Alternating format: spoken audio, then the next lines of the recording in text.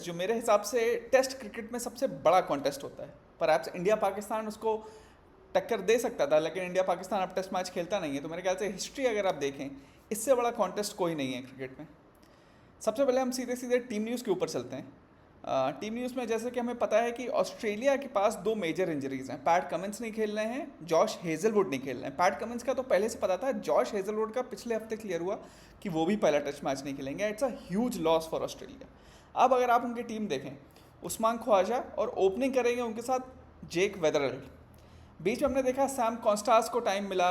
India के against उन्होंने एक अच्छी इनिंग खेली, अच्छी क्या मतलब एक अग्रेसिव इनिंग खेली थी। तो काफ़ी लोगों ने बोला कि भाई टैलेंट ऑफ द सेंचुरी है, शायद ये नेक्स्ट ग्रेट ऑस्ट्रेलियन बैट्समैन है। लेकिन उसके बाद हमने देखा वो वेस्ट इंडीज़ के अगेंस्ट खेलने गए तो बुरी तरह स्ट्रगल किया। इनफैक्ट जितने भी मैचेस सैम कॉन्स्टास ने उसके बाद खेले हैं, he has been a failure. और यही एक चीज़ और दिखाता है कि हम कितनी जल्दी करते हैं किसी को भी एक सुपरस्टार बनाने में, किसी को भी ज़्यादा रेट करने में। भाई किसी को एक दो साल दो, देखो वो कैसा खेल रहा है, फिर उसे ये दर्जा दो कि वो नेक्स्ट लेजेंड होगा, नेक्स्ट रिकी पॉन्टिंग होगा, नेक्स्ट एलन बॉर्डर होगा। क्योंकि हमने देखा सैम कॉन्स्टास के साथ एक अच्छी इनिंग के बाद लोगों ने कुछ ज़्यादा ही हाइप कर दिया था। और वो लड़का भी खुद बुमराह से पंगे ले रहा है, इंडिया टीम से पूरा पंगे ले रहा है, अपने आप को दिखा रहा है, कुछ ज़्यादा ही कॉकी बन रहा है। तो ये सब चीज़ें भाई जब आपकी परफॉर्मेंस आती है तब तो ठीक लगती है, नहीं तो आप टीम से सीधे बाहर ही होते हो। उनकी जगह जेक वेदरल्ड आ रहे हैं। तो जिन्होंने जेक वेदरल्ड को खेलते हुए नहीं देखा है, लेफ्ट हैंडर हैं, बहुत नीचे क्राउच करके खेलते हैं ऑलमोस्ट। मतलब उनका रेप्लिका भी मैं आपको बताऊं तो ऐसा कोई है नहीं, बहुत नीचे क्राउच करके खेलते हैं और मेरे ख्याल से इतने अच्छे बैट्समैन है नहीं।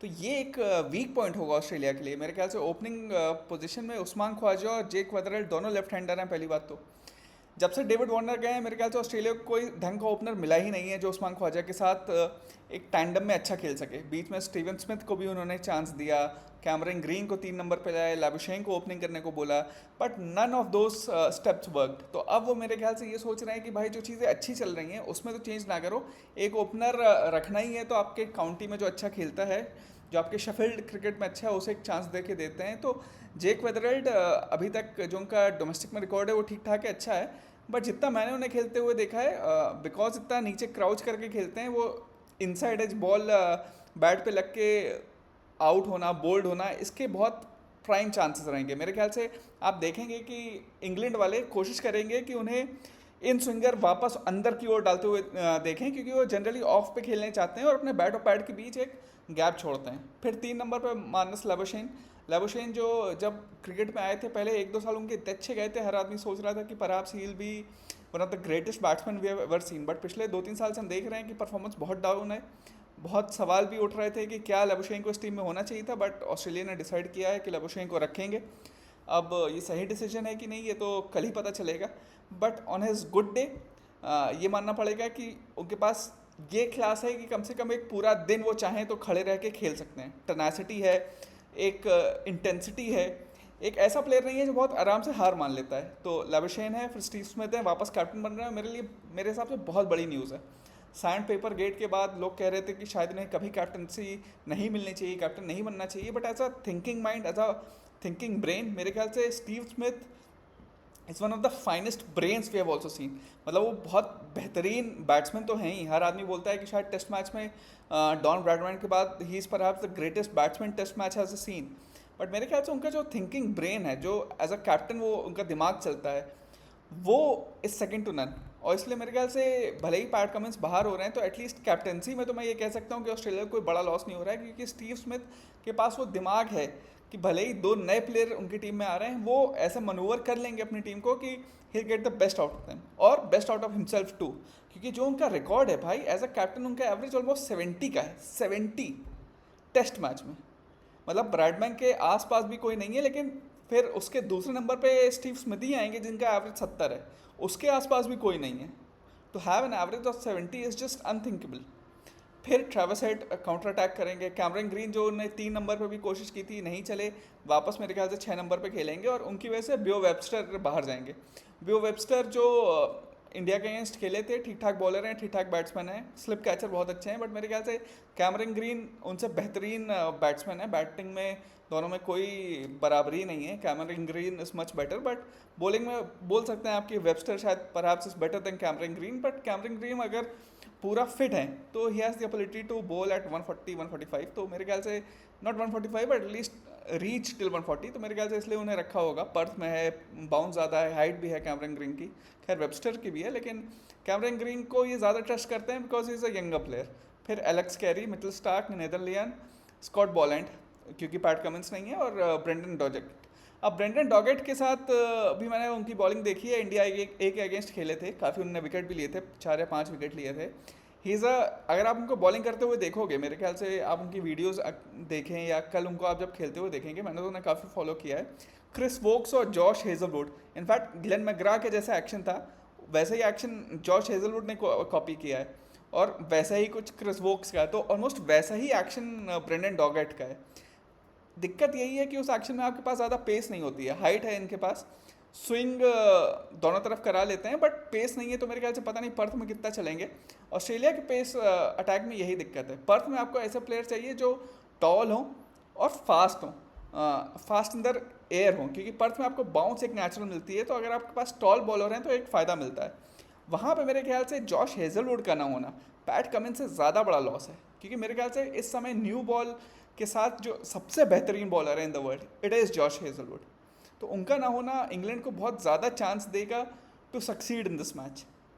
स्कॉट बॉलैंड हर आदमी बहुत रेट करता है, बट मेरे हिसाब से इंग्लैंड कल दिखाएगी कि स्कॉट बॉलैंड को कैसे खेलना चाहिए। I think they will go after him, वो उन्हें सेटल होने का चांस नहीं देंगे, क्योंकि स्कॉट बॉलैंड के साथ जो उनकी स्ट्रेंथ है वो है लाइन एंड लेंथ, एक ही लाइन लेंथ पे वो पूरे दिन बॉलिंग करा सकते हैं, बट इंग्लैंड वाले क्योंकि उन्हें अटैक करेंगे तो उन्हें प्लान बी के पास जाना पड़ेगा, और स्कॉट बॉलैंड का प्लान बी क्या है वो अभी तक हमने टेस्ट मैच में देखा नहीं है, कि does he have a bouncer, does he have a yorker, slower ball है, ये सब कुछ भी नहीं है उनके पास मेरे ख्याल से। तो ये बहुत, अगर उनका प्लान ए नहीं चलता है, लाइन एंड लेंथ पे अगर इंग्लैंड अटैक करती है, वो लाइन लेंथ उनकी भुलवा देती है, वहाँ से हटाने की कोशिश करती है, then will be very interesting to see कि स्कॉट बॉलैंड क्या करते हैं। ओवरऑल अगर आप लाइनअप देखें, ओपनिंग पोजीशन जैसे मैंने कहा, 2 जो नए लड़के आ रहे हैं दोनों पे मुझे भरोसा नहीं है, कोई उनका जो हाईलाइट्स देखी है, जो उनका क्रिकेट मैंने फॉलो किया है, ऐसा देख के नहीं लग रहा है कि कोई वर्ल्ड बीटर्स आए हैं, तो इंग्लैंड को वहाँ कॉन्फिडेंस मिलेगी। अब हम चलते हैं इंग्लैंड की तरफ। इंग्लैंड की लाइनअप ऑलमोस्ट सेटल्ड है, हम पिछले 2-3 साल से देख रहे हैं यही लाइनअप खेल रही है। डकेट, क्रॉली के ऊपर प्रेशर होगा, बट एटलीस्ट दोनों प्लेयर बहुत अटैकिंग खेलते हैं। क्रॉली के साथ एटलीस्ट पर्थ में ये फ़ायदा है कि हाइट अच्छी है, तो he will be able to ride the bounce. Ben Duckett हमेशा पुल उल अच्छा खेलते हैं, तो उनके लिए भी फ़ायदा है। ये पिच ऐसी है जहाँ पे यहाँ इनके ओपनर शायद अपना स्टैम्प, अपना अथॉरिटी दिखा सकते हैं। बॉल क्योंकि भले ही तेज़ आती है, बाउंस अच्छी होती है, लेकिन इवन बाउंस होती है, इवन पेस होती है, तो अगर आप शॉट्स खेलने के लिए जाएं तो आपको अपने शॉट्स की वैल्यू मिलती है। एंड इसलिए मुझे लगता है Ben Duckett and Jack Crawley के पास चांस है कि इस सीरीज़ के पहले ही मैच में एक अपना स्टैम्प ऑफ अथॉरिटी डालें। 3 नंबर पे आई थिंक पिछले 3-4 साल के बेस्ट बैट्समैन हैं जो रूट, जब भी मैच में उतरते हैं ऐसा लगता है कि भाई 50 से 100 मारेंगे, ऑलमोस्ट अ गारंटी। और यही एक ग्रेटनेस की, मतलब एक जगह कोट भी लिखा था कि a great player is identified by his inevitability to score, मतलब वो जाते हैं तो एक इनएविटेबल फीलिंग होती है कि भाई ये मारेगा ही, और वो जो रूट जब भी क्रीज पे जाते हैं तो वो लगता है कि अब आए हैं जो रूट तो अब मारेंगे ही। फिर ऑली पोप हैं, ऑली पोप पे बहुत प्रेशर है कि भाई 3 नंबर इंग्लैंड के खेल रहे हैं लेकिन इतने अच्छे परफॉर्मेंस नहीं रहे हैं, 1-2 अच्छी इनिंग खेलते हैं, फिर 3-4 में एकदम ही फ्लॉप हो जाते हैं। और सिर्फ फ्लॉप होने की बात नहीं है, देख के ऐसा लगता है कि बहुत ज़्यादा ही बिजी है क्रीज पे, कॉन्फिडेंस कम लगता है। तो अगर ओली पॉप नहीं चलते हैं तो जेकब बेथल को आप देख सकते हैं, जो आरसीबी के लिए भी खेले हैं, और सब बोल रहे हैं कि he is again one of the finest talents England has ever had, but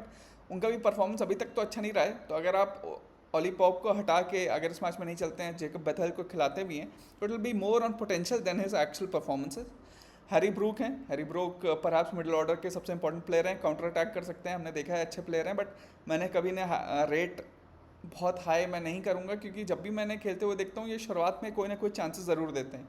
अब वो अभी अच्छा टाइम चल रहा है तो लोग चांसेस छोड़ भी देते हैं, डिसीजन इनके फेवर में जाते हैं। शायद जब टाइम ख़राब आएगा तो आप देखेंगे इनकी बैटिंग में एक फ्लॉ है, इनका पैर हिलता नहीं है, बैट और पैड के बीच गैप रहता ही है। अगर ऑस्ट्रेलिया एक्सप्लॉइट कर लेती है तो मेरे ख्याल से ये एक वीक लिंक भी साबित हो सकते हैं, क्योंकि इन पे इंग्लैंड बहुत बैंक कर रही है। अगर इनका सीरीज़ अच्छा नहीं गया तो इंग्लैंड की बैटिंग थोड़ी डगमगा जाएगी। फिर आते हैं Ben Stokes, one of the finest allrounders, captain है, अगर इनके पास भी बहुत इंपॉर्टेंट है कि इनकी सीरीज़ अच्छी जाए। जेमी स्मिथ हमने देखा है इंडिया की सीरीज़ से काफ़ी अच्छे फॉर्म में थे, लेकिन अभी न्यूजीलैंड के अगेंस्ट खेला तो बहुत ही बेकार खेला, that will be a cause for concern.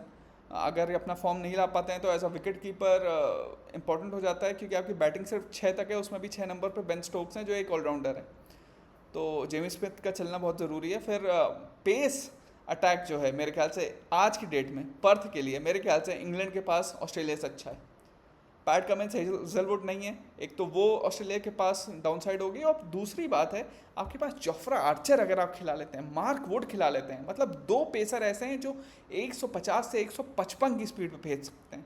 भाई कितनी ऐसी टीम है इंटरनेशनल क्रिकेट में जो ये दावा कर सकती है कि उनके पास एक भी ऐसा बॉलर है जो 155 डाल पाए, और इंग्लैंड एक ही मैच में दो ऐसे बॉलरों के साथ जाएगा, वो भी पर्थ जैसे पिच में। हमने देखा है मार्क वुड ही एक ऐसा बॉलर है जिसके अगेंस्ट स्टीवन स्मिथ का एवरेज भी बहुत ज़्यादा नहीं है, ऑलमोस्ट 28 से 29 का ही है, 30 का भी नहीं है। तो अगर मार्क वुड और जोफ्रा आर्चर स्टीव स्मिथ को परेशान कर सकते हैं, तो मेरे ख्याल से ऑस्ट्रेलिया के हर बैट्समैन को परेशान कर सकते हैं। अगर ये दोनों फिट रहे and they are able to give their best, तो मेरे ख्याल से ब्रैंडन क्रास आप देखेंगे एज अ लिमिटेड बॉलर हैं, लेकिन लाइन लेंथ पकड़ेंगे, ज़्यादा रन नहीं देना चाहेंगे। शोएब बशीर भी एक एंड पकड़ेंगे, बट मेन विकेट टेकिंग जो करनी पड़ेगी वो आर्चर और मार्क वुड को करनी पड़ेगी। अगर ये दोनों फिट रहते हैं, अपने बेस्ट पे रहते हैं, तो आई थिंक यहाँ पे एक अपसेट हो सकता है, एंड आई थिंक पहला टेस्ट मैच जा सकता है इंग्लैंड के लिए।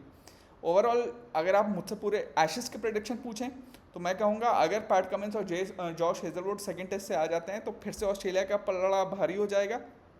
और क्योंकि ये ऑस्ट्रेलिया में हमने देखा है कि इंग्लैंड की परफॉर्मेंस ऑस्ट्रेलिया में कभी बहुत अच्छी नहीं रही है, तो ओवरऑल मैं कहूँगा कि I see the series going as 3-2 to Australia. But अगर जॉश हेजलवुड और पैट कमिंस फिट नहीं होते हैं तो it will be a very close series to call. Opening position बहुत ऑस्ट्रेलिया की वीक है, अगर उस पर अटैक कर पाती है इंग्लैंड तो क्लियरली एक एडवांटेज मिलेगा। मेरे ख्याल से कल जो आदमी टॉस जीतता है पहले उसे बॉलिंग करनी चाहिए, और बाकी जो इंग्लैंड का बॉलिंग लाइनअप है अगर वो मार्क वुड और जोफ्रा आर्चर को फिट रख लेते हैं, आई थिंक 50% चांस ऑलरेडी उनका बढ़ जाता है ये सीरीज़ जीतने का। आप लोग भी बताइए, आप लोग क्या लगता है कि इस इंपॉर्टेंट सीरीज़ में क्या होंगे ऐसे पॉइंट्स जो ये सीरीज़ डिसाइड करेंगे, कौन होंगे सबसे इंपॉर्टेंट प्लेयर? क्योंकि मेरे हिसाब से तो सबसे इंपॉर्टेंट प्लेयर होने वाले हैं जोफ्रा आर्चर। भले ही आदमी का बेन स्टोक्स बहुत इंपॉर्टेंट है, कैप्टन है, टेलिस्मैन है, बट अगर जोफ्रा आर्चर फिट रहते हैं वो एक तरफा कर देंगे ये मैच, ये सीरीज़, उनके पास ये मादा है। और सिमिलरली ऑस्ट्रेलिया में सबसे इंपॉर्टेंट प्लेयर होने वाले हैं स्टीव स्मिथ, क्योंकि इनकी बैटिंग अभी भी मुझे बहुत कमज़ोर लगती है। अगर स्टीव स्मिथ रन नहीं बनाते हैं तो आई थिंक ऑस्ट्रेलिया के पास बहुत दिक्कत होने वाली है इस सीरीज़ में। आप लोग बताइए कि क्या लगता है आपको कौन जीतेगा? Please do comment and like and subscribe to this channel. Thanks a lot.